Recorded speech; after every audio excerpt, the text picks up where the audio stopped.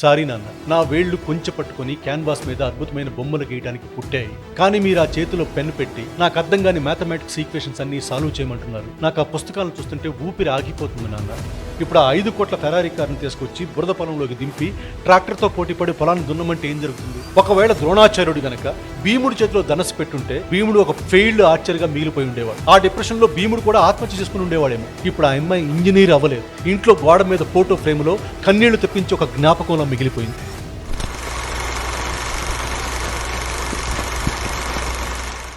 ఫిబ్రవరి మార్చి వచ్చిందంటే చాలు 10th, inter, IIT, నీటు 2 రాష్ట్రాల్లో కార్పొరేట్ హాస్టల్స్ అన్నీ ఒక వార్ జోన్లా మారిపోతాయి.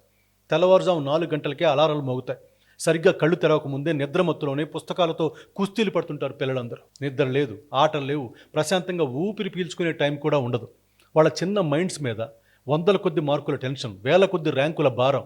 ఈ ఒత్తిడిలో ఎన్నో చిన్న ప్రాణాలు గాల్లో కలిసిపోతున్నాయి. మొన్న ఈ మధ్య ఒక 16 ఏళ్ల అమ్మాయి ఒక కార్పొరేట్ హాస్టల్ రూమ్లో ప్రెషర్ తట్టుకోలేక ఫ్యాన్కు ఉరేసుకుంది. పోలీసులు వచ్చి తన రూమ్ను చెక్ చేస్తే తన పర్సనల్ డైరీ ఒకటి బయటపడింది. ఆ డైరీలోని చివరి పేజీలో ఆమె రాసిన మాటలు చదివితే గుండె ఉన్న ప్రతి తండ్రి కన్నీళ్లు పెట్టుకుంటాడు. ఆ డైరీలో తను ఇలా రాసుకుంది: సారీ నాన్న, నేను మీ కలల్ని నా భుజాల మీద మోయలేకపోతున్నాను. నా వేళ్లు కొంచెం పట్టుకొని క్యాన్వాస్ మీద అద్భుతమైన బొమ్మలు గీయడానికి పుట్టాయి. నా ప్రపంచం అంతా రంగులతో నిండిపోయింది. కానీ మీరు ఆ చేతిలో పెన్ను పెట్టి నాకు అర్థం కాని మ్యాథమెటిక్స్ ఈక్వేషన్స్ అన్నీ సాల్వ్ చేయమంటున్నారు. నాకు ఆ పుస్తకాలను చూస్తుంటే ఊపిరి ఆగిపోతుంది నాన్న.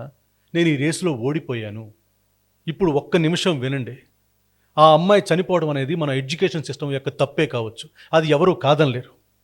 కానీ ఈ షో చూస్తున్న స్టూడెంట్స్ అందరినీ ఒక్క క్వశ్చన్ అడుగుతున్నాను, ఆ వయసులో పిల్లల్ని అందరినీ అడుగుతున్నాను స్ట్రైట్గా: ప్రాణాలు తీసుకోవడం అనేది కరెక్టేనా? ఆత్మహత్య అనే నిర్ణయం పిరికితనం కాదా? ఒకసారి ప్రాక్టికల్గా ఆలోచించండి. నిజంగా మీకు ఈ చదువు అంటే ఇష్టం లేకపోతే ఏ ఫీల్డ్లో మీ ఫ్యాషన్ ఉందో, భవిష్యత్తులో ఎందులో మీరు రాణిస్తారో మీకు క్లారిటీ ఉంటుంది కదా. అదే విషయాన్ని మీ పేరెంట్స్ కళ్ళల్లోకి చూసి ధైర్యంగా చాలా మెచ్యూర్డ్గా డిస్కస్ చేయొచ్చు కదా. ఇంతకుముందు జనరేషన్ పిల్లల్లా కాదు కదా ఇప్పుడు జనరేషన్ పిల్లలు. పుడుతూనే సెల్ ఫోన్స్తో పుడుతున్నారు, అన్ని విషయాలు చిన్నప్పుడు తెలిసిపోతున్నాయి, చిన్న వయసులోనే మెచ్యూర్డ్గా మారుతున్నారు. అలాంటిది చిన్న విషయం పేరెంట్స్తో డిస్కస్ చేయలేరా? ఫ్యాన్కు ఉరితాడేసుకుని కుర్చీని తన్నేసి ప్రాణం తీసుకునే ధైర్యం ఉంది కదా. అదే ధైర్యంతో మిమ్మల్ని ప్రాణంగా చూసుకుంటున్న అమ్మా నాన్నలకి నాకు ఈ చదువు అంటే ఇష్టం లేదు, నా వల్ల కాదు అని చెప్పడంలో లేదా? నీకు ఒక ఇంట్రెస్ట్, ఒక లక్ష్యం ఉన్నప్పుడు అదే విషయాన్ని అమ్మా నాన్నలతో కమ్యూనికేట్ చేయాలి. వాళ్ళకి అర్థమయ్యేలా చెప్పాలి. నాన్న, నేను ఈ ఇంజనీరింగ్ చదవలేను, ఓ ఫోటోగ్రాఫర్ని అవ్వాలనుకుంటున్నాను, లేదా ఓ షెఫ్ అవ్వాలనుకుంటున్నాను అని ఎందులో అయితే నీ టాలెంట్ ఉందో అది వాళ్ళకి ఎక్స్ప్లెయిన్ చేయాలి. అంతేకాని లోపలే భయపడిపోయి నీ మనసులో మాట బయట పెట్టకుండా సైలెంట్గా ఉండిపోయి లోపలే కుమిలిపోయి చివరికి ప్రాణాలు తీసుకోవటం ఎంత పెద్ద తప్పు, ఎంతవరకు కరెక్టు? రేపొద్దున నీ శవాన్ని చూసి నీ ఫోటో ముందు వాళ్ళ జీవితంతో ఏడుస్తూ బతకాలా? నిన్ను కన్నప్పటి నుంచి కష్టపడి కళ్ళల్లో పెట్టి చూసుకున్నందుకు నువ్వు ఇచ్చే రిటర్న్ గిఫ్ట్ ఇదేనా వాళ్ళకి? ఇక్కడ మీకు ఇంకొక ఇంపార్టెంట్ విషయం చెప్తున్నాను. ఇలాంటి ఫ్యాషన్స్, ఇంట్రెస్ట్ ఏమైనా ఉంటే ముందే చెప్పాలి. తీరా ఐఐటి, నీట్ ఎగ్జామ్స్ ముందు పెట్టుకొని ఇప్పుడు తీరిగ్గా కూర్చొని నాకు చదువు అంటూ ఇష్టం లేదని ఆలోచించే లాభం లేదు. సచిన్ టెండూల్కర్ 10th ఫెయిల్ అయ్యాడు, క్రికెట్ దేవుడయ్యాడు, Bill Gates college drop out అయ్యాడు, కానీ బిలీనీర్ అయ్యాడు అని ఇప్పుడు పుస్తకాలు పక్కన పడేసి తిరుగుతామంటే అస్సలు కుదరదు. సచిన్ టెండూల్కర్ చేతిలో బ్యాట్ ఉంది, బిల్ గేట్స్ బుర్రలో ఒక ఐడియా ఉంది. మీ చేతిలో ఇప్పుడు ఏముంది? పెన్ను మాత్రమే ఉంది. గ్రౌండ్లో దిక్క ముందే 100 ఆప్షన్లు ఉంటాయి. ఒకసారి గ్రౌండ్లోకి ఎంటర్ అయ్యాక, పరుగు పందెంలో ఎంటర్ అయ్యాక, ఫీజులు కట్టేశాక మీ ముందుండేది ఒకే ఒక ఆప్షన్: ఫైట్ చేయటం మాత్రమే. ఎలాగూ ఈ చదువుల రేసులోకి దిగావు, సగం దూరం ప్రయాణించావు. అయినా లైఫ్లో నువ్వు అనుకున్న లక్ష్యాన్ని పోరాడి సాధించగలనన్న దమ్ము, ధైర్యం ఉన్నవాడివి కదా. అలాంటప్పుడు ఈ 100 మార్కుల పేపర్ ఒక లెక్క. ముందు ఎగ్జామ్స్ అద్భుతంగా రాయి. మీ అమ్మా నాన్నల కలల్ని నిజం చేసి వాళ్ళ చేతుల్లో పెట్టు. తర్వాత వాళ్ళతో మాట్లాడు. తర్వాత నీ దారిలో నువ్వు వెళ్ళి నీ లక్ష్యాన్ని సాధించు. ధైర్యంతో పోరాడి గెలు. మీకు ఒక అద్భుతమైన సీక్రెట్ చెప్పనా? ఈ ప్రపంచంలో తప్పనిసరి పరిస్థితుల్లో కష్టంగా, బలవంతంగా ఇంజనీర్లు, డాక్టర్లు అయిన వాళ్లే ఆ తర్వాత వాళ్ళకి ఇష్టమైన రంగాల్లోకి వెళ్ళి హిస్టరీని క్రియేట్ చేశారు. అది ఆర్ట్స్ కావచ్చు, బిజినెస్ కావచ్చు, సినిమాలు కావచ్చు. అసలు మన దేశంలోని చాలామంది స్టార్ డైరెక్టర్సు, యాక్టర్సు ఇంజనీరింగ్ చదివి వచ్చిన వాళ్ళే. వాళ్ళు ఎందుకు అంత గొప్పగా సక్సెస్ అవుతారో తెలుసా? కష్టంగా అనిపించిన విషయాన్ని, నీకు అస్సలు ఇష్టం లేని చదువును కూడా ఫోకస్ చేసి చదివి పాస్ అవడం తెలిస్తే అది జీవితంలో నేను ఒక వర్స్టైల్గా తీర్చిదిద్దుతుంది. తెలుగులో దీన్ని బహుముఖ ప్రజ్ఞాశాలి అంటారు. రేపు నీకు ఇష్టమైన ఫీల్డ్లోకి వెళ్ళినప్పుడు ఈ కష్టం నీకు ఒక డిసిప్లిన్ నేర్పుతుంది. నువ్వు ఎవరికి అందనంత గొప్పవాడిగా నిన్ను నిల్చోపెడుతుంది. కాబట్టి చేతులు ఎత్తేయకు, గెలిచి నిలబడు. జీవితంలో ఏదైనా సాధించే సత్తా ఉందని అందరికీ నిరూపించు. ఇప్పుడు మీరు అలా ఉండండి. మీరు చెప్పండి.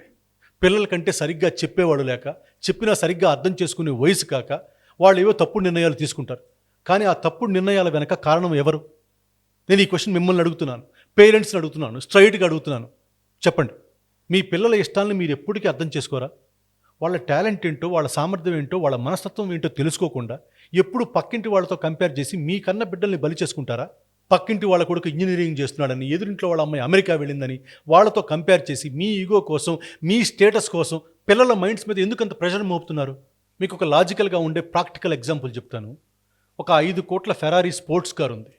అది స్మూత్గా ఉండే రేస్ ట్రాక్ మీద గాలిని చీల్చుకుంటూ 300 కిలోమీటర్ల వేగంతో వెళ్ళడానికి డిజైన్ చేశారు. మరో పక్క 10 లక్షల ట్రాక్టర్ ఉంది. అదొక బురద పొలంలోకి దిగి ఎంత ప్రెషర్నైనా లాగుతూ పొలం దున్నడానికి డిజైన్ చేశారు. ఇప్పుడు ఆ 5 కోట్ల ఫెరారీ కార్ని తీసుకొచ్చి బురద పొలంలోకి దింపి ట్రాక్టర్తో పోటీపడి పొలాన్ని దున్నమంటే ఏం జరుగుతుంది? కరెక్ట్గా 2 నిమిషాల్లో దాని టైర్లు బురదలో కూరుకుపోతాయి, ఇంజన్లోకి బురద వెళ్ళిపోతుంది. ఈ 5 కోట్ల ఫెరారీ కారు రిపేరుకు కూడా పనికి రాకుండా కాలిపోతుంది. ఇప్పుడు ఈ 10 లక్షల ట్రాక్టర్ ముందు 5 కోట్ల ఫెరారీ కారు ఎందుకు పనికిరాదు, వేస్ట్ అని చెప్తామా? చెప్పగలమా? 10 లక్షల ట్రాక్టర్ ఈజీగా చేసిన పని 5 కోట్ల ఫెరారీ కారు చేయలేకపోయిందని అది వేస్ట్, ఫెయిల్యూర్ అంటామా? అనలేం కదా.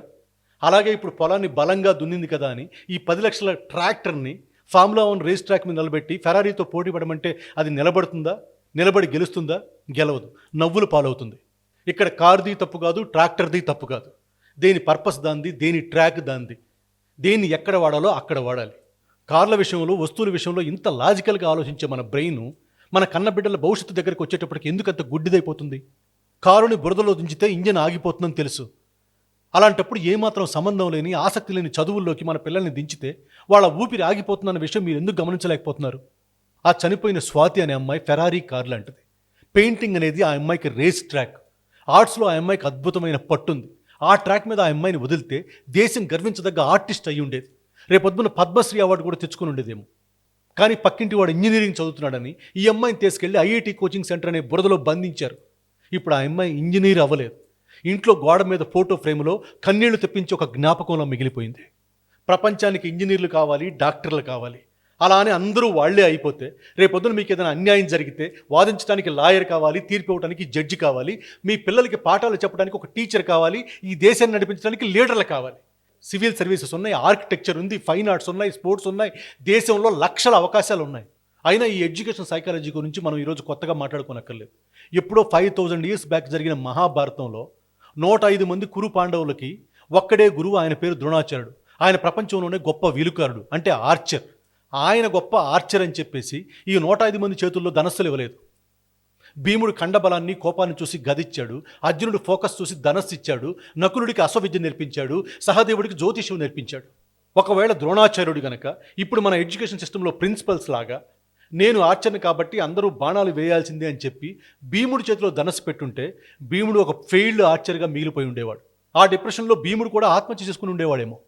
ఇప్పుడు మనం చంపుకున్న స్వాతి కూడా ధనస్సు పట్టుకున్న భీముడు లాంటిదే. మీ పిల్లాడికి ఒక స్వధర్మం ఉంటుంది, అంటే న్యాచురల్ టాలెంట్ ఉంటుంది. అదేంటో ముందు గమనించండి. వాడు దేంట్లో బలవంతుడో, దేంట్లో అద్భుతాలు చేయగలడో అక్కడ బెట్ కట్టండి. అప్పుడు వాడిని ఎవడూ ఆపలేడు, వాడే నెంబర్ 1 అవుతాడు. చివరిగా పేరెంట్స్ అందరికీ నాదొక స్ట్రాంగ్ రిక్వెస్ట్. పిల్లలు కదా, వాళ్ళకేం తెలుసు, వాళ్ళ లైఫ్కి ఏం కావాలో మాకు తెలుసు, మేమే డిసైడ్ చేస్తామని వాళ్ళ భవిష్యత్తుని గుడ్డిగా డిసైడ్ చేయకండి. జనరేషన్ చాలా ఫాస్ట్గా ఉంది. మీ పిల్లలు అమాయకులేం కాదు. ఈ ప్రపంచంలో ఏం జరుగుతుందో, వాళ్ళకేం కావాలో అన్నీ తెలుసు. వాళ్ళ ఇష్టాలేంటో తెలుసుకోండి. వాళ్ళకు గనక మీతో కూర్చొని మాట్లాడే అవకాశం ఇస్తే వాళ్ళు భయాన్ని వదిలిపెట్టి ధైర్యంగా వాళ్ళ మనసులో మాట మీకు చెప్తారు. తల్లిదండ్రులు, పిల్లలు ఇద్దరూ కలిసి కూర్చొని ఒక అవగాహనకు వచ్చి ముందడిగేస్తే ఈ రన్నింగ్ రేస్లో ఎవరు ఓడిపోరు. సమాజం ఏమనుకుంటుందో అన్న భయం ఉండదు. ఇద్దరూ కలిసి అద్భుతమైన విజయం సాధిస్తారు. ఇప్పుడు ఎగ్జామ్స్ రాస్తున్న ప్రతి ఒక్కరికి ఆల్ ద బెస్ట్. ధైర్యంగా ఎగ్జామ్స్ రాయండి. రిజల్ట్ ఏదైనా సరే మీ పోరాటం ఆపొద్దు. మీరు ధైర్యంగా మీ అమ్మా నాన్నలు కోరుకున్నట్టు డాక్టర్లు, ఇంజనీర్లు అవ్వండి. ఆ తర్వాత మీ ఇష్టం వచ్చింది కూడా అవ్వండి. ప్రపంచంలో ఏ టాపిక్ చెప్తున్నా సరే కొన్ని ఎక్సెప్షన్స్ ఉంటాయి. కొన్ని మీకు సంబంధించినవి అనిపించకపోవచ్చు. కానీ ఈ టాపిక్ ఎవరిని తాకాలో వాళ్ళకి తాకితే సరిపోతుంది. ఈ ఎపిసోడ్ కంటెంట్ ఏ స్టూడెంట్కైనా ధైర్యాన్ని ఇచ్చుంటే, ఏ పేరెంట్కైనా కనువిప్పి కలిగించుంటే మీ ఫ్రెండ్స్ గ్రూప్లో, ఫ్యామిలీ గ్రూప్స్లో ఈ ఎపిసోడ్ని షేర్ చేయండి. మీరు చేసే చిన్న షేరు హాస్టల్లో ఉండే ఇంకో స్వాతి ప్రాణాలు నిలబెట్టే అవకాశం ఉంది. ఫైనల్గా స్టూడెంట్స్ అందరికీ ఒక అప్పీల్ చేస్తున్నాను. మీ లక్ష్యం ఏంటో, మీరు లైఫ్లో ఏం అవ్వాలనుకుంటున్నారో, మీ డ్రీమ్ ఏంటో కింద కమెంట్స్లో రాయండి. నేను చదువుతాను, మీ పేరెంట్స్ చదువుతారు. కరెక్ట్గా 10-15 సంవత్సరాల తర్వాత మీరు అనుకున్నది అచీవ్ చేశాక మళ్ళీ మీరు ఈ వీడియో కింద మీరు రాసిన కామెంట్ని స్క్రీన్ షాట్ తీసుకొని మీ ఇన్స్టాగ్రామ్లో పోస్ట్ చేయండి, లేదా మీరిచ్చే ఇంటర్వ్యూలో చూపించండి. అది కదా కిక్ అంటే. ఏంటి, మళ్ళీ ఒక అద్భుతమైన ఎపిసోడ్లో మళ్ళీ కలుద్దాం. బాయ్.